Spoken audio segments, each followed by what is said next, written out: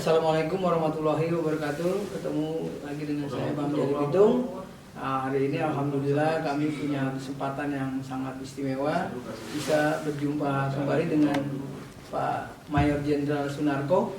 Beliau adalah mantan Danjen Kopassus ya. Nah, saya dengan beliau ini sudah setahun lebih tidak bertemu, khususnya sejak saya di penjara ya Pak. Assalamualaikum Jenderal. Waalaikumsalam.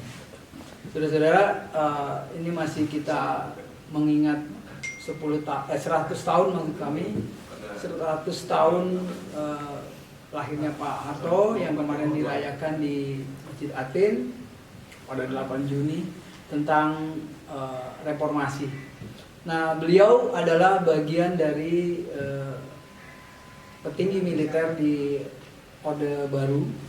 Kita juga ingin menanyakan bagaimana pendapat beliau tentang reformasi yang selama 2 dekade ini sudah berjalan. Izin Pak Jenderal, bagaimana menurut Jenderal perjalanan reformasi selama 2 dekade? Reformasi itu terjadi tahun 1998 ya. Iya. Saya ingat tahun 1998 saya sudah berpangkat dengan kolonel. Jadi saya sudah cukup punya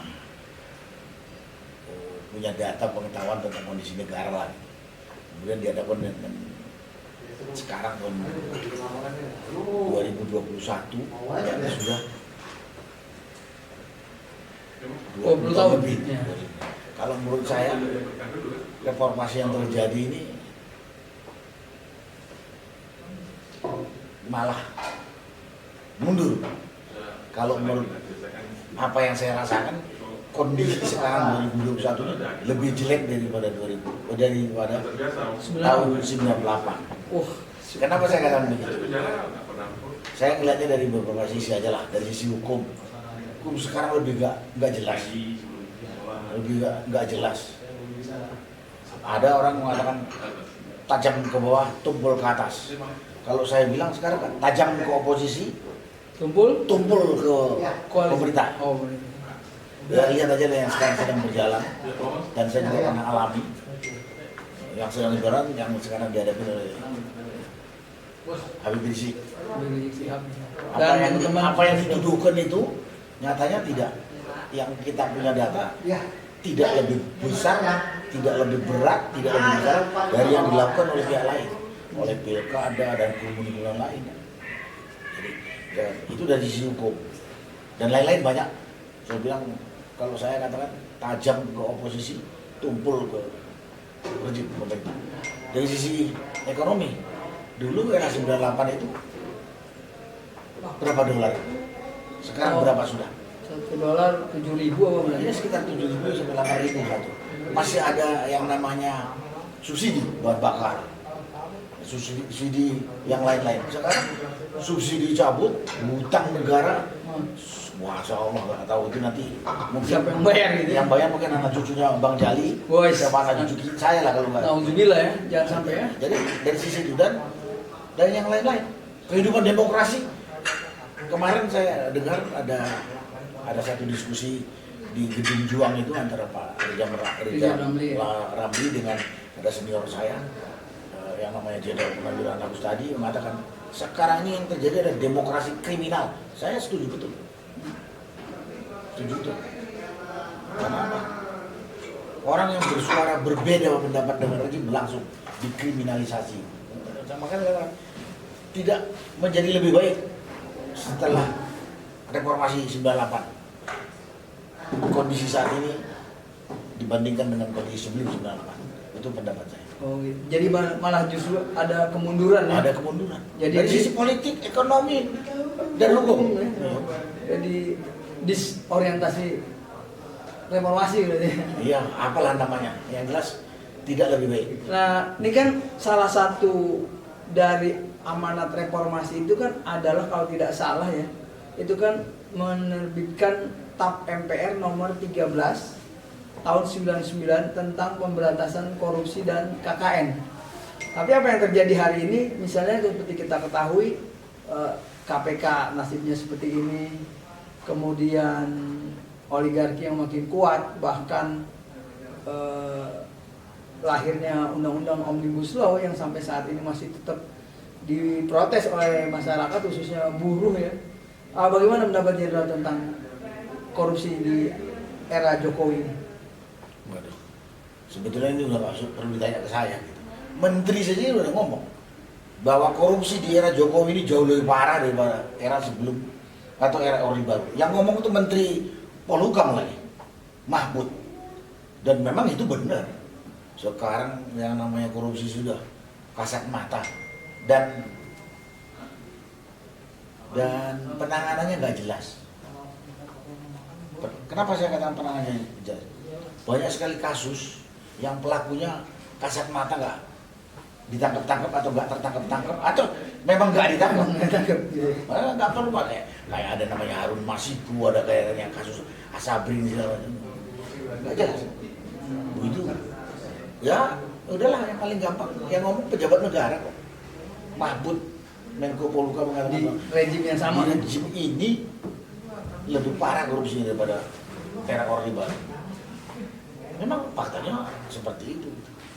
Nah, sehingga banyak juga masyarakat-masyarakat yang tidak puas, kecewa dengan kepemimpinan Jokowi di saat sekarang, sehingga ada yang melakukan gugatan. Misalnya contoh, saya sendiri sedang melakukan gugatan ke Pengadilan Negeri Jakarta Pusat bersama tim pembela ulama dan aktivis di bawah pimpinan Bang Egy Sujana. Apa komentar Jenderal sebagai senior yang saya melihatnya sebagai orang awam aja lah, yang hukum saya ketahui tapi tidak begitu mendalam. Saya aja wajar. Kalau kita mau lihat fakta di lapangan, legitimasi pemerintah ini di mata rakyat rendah banget. Banyak keganjilan yang dilakukan pemerintah ini.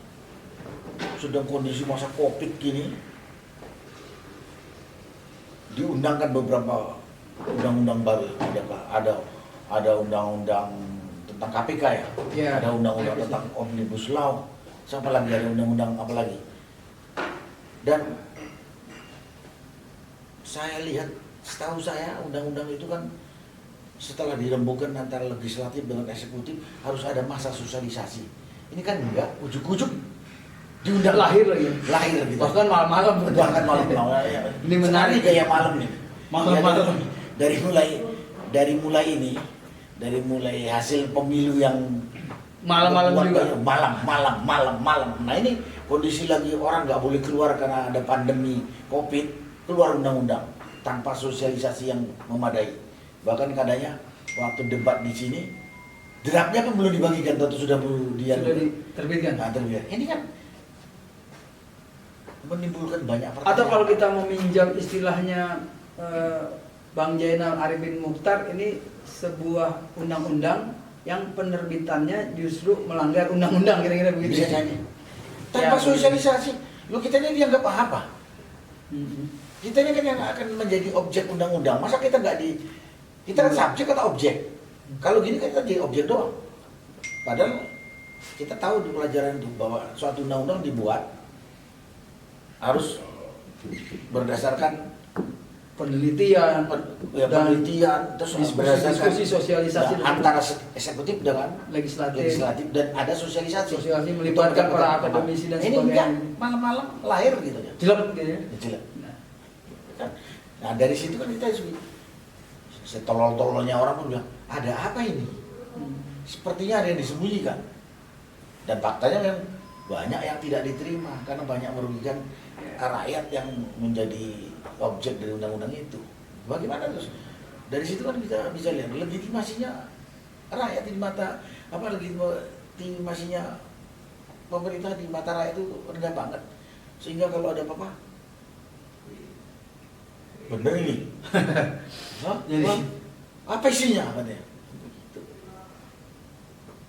Nah kemudian terkait apa yang tadi juga saya sampaikan bahwa kami juga sedang melakukan ini, banyak pihak yang mengatakan oh ini nggak akan bisa dipenuhi oleh Pengadilan Negeri oh ini gugatan rakyat yang tidak memiliki kekuatan hukum dan sebagainya, kira-kira melemahkan lah. Nah, kalau ini ditolak oleh pengadilan negeri pada akhir putusan, bagaimana pendapat Jenderal? Langkah apa yang kira-kira harus diambil oleh kita sebagai rakyat kecil? Susah juga ya, kalau pengadilan menolak dengan dalih tidak apa tadi? Tidak memenuhi dasar hukum. Iya. Dasar hukum yang mana kamu nih? Kalau rakyat mengajukan gugatan oleh pengadilan, kemudian tidak diproses sesuai dengan prosedur, ini kan aneh ya. Tapi kalau misalnya ini ditolak, kalau mungkin ya ke DPR. Nah, betul. Nah, cuman saya nggak tahu DPR ini pun sekarang adalah sudah Digugat juga DPR ya? Sudah jadi satu dengan yang digugat sekarang ini. Jadi ya itulah salah satu mengapa DPR juga kami gugat kemarin, karena kita kan Jenderal tahu pada 2019 kita bertubi-tubi ya, mulai kita unjuk rasa tolak dugaan pemilu curang, ke MK, ke Bawaslu, kemana saja, bahkan ke DPR, MPR terkait juga dengan revisi Undang-Undang Nomor 30 tentang perubahan KPK, itu juga kita lakukan. Tapi dalam hal itu DPR seakan-akan tidak mendengar suara masyarakat. Maka dari itulah kita melakukan tindakan-tindakan hukum yang legal formal ke Pengadilan Negeri Jakarta Pusat. Nah, ini memang satu hal yang mungkin ke depan perlu kita pikirkan kembali tugas dan pokok fungsi dari DPR itu sendiri.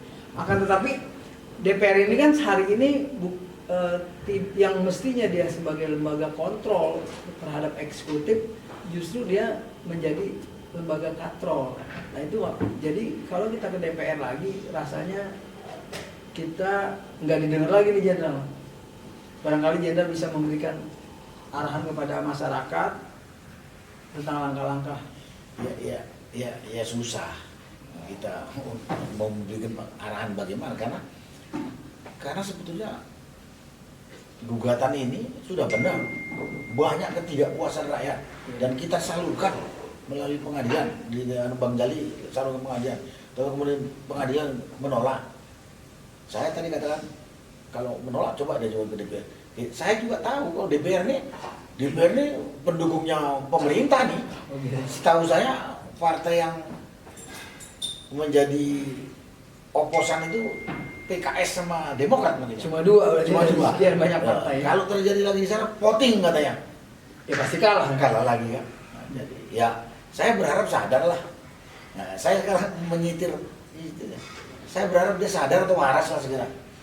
Kalau negara ini milik bersama, ya kan? Negara ini milik bersama, milik 260 atau 70 juta rakyat Indonesia. Dan mereka yang duduk di legislatif dan eksekutif itu kan orang yang mendapatkan amanah dari rakyat untuk menjalankan apa maunya rakyat. Kalau dia sekarang menjalankan mau-maunya sendiri, ya tunggu aja rakyat marah. Ya kita kalau kita sudah jalankan prosedur kemudian nggak didengar, padahal pemegang saham negara ini 270 juta rakyat Indonesia dan kedaulatan mereka dipilih itu untuk jalankan kita punya keinginan. Ya tunggu aja rakyat marah. Baik ya, terima kasih Pak Jenderal atas waktunya. Demikian saudara-saudara semua, apa yang disampaikan oleh Mayor Jenderal Sunarko adalah sebuah kepedulian terhadap bangsa kita ke depan, terutama dengan rezim yang semakin, kalau kita pinjam istilah yang lagi tren sekarang nih, rezim Jokowi ini banyak disebut rezim yang ugal-ugalan. Mudah-mudahan ini menjadi pencerahan bagi saudara-saudara dan hasilnya nanti terserah saudara-saudara menilai bagaimana perjalanan bangsa ini. Dan demikian dari kami. Billahi taufiq wal hidayah. Wassalamualaikum warahmatullahi wabarakatuh. Waalaikumsalam warahmatullahi wabarakatuh.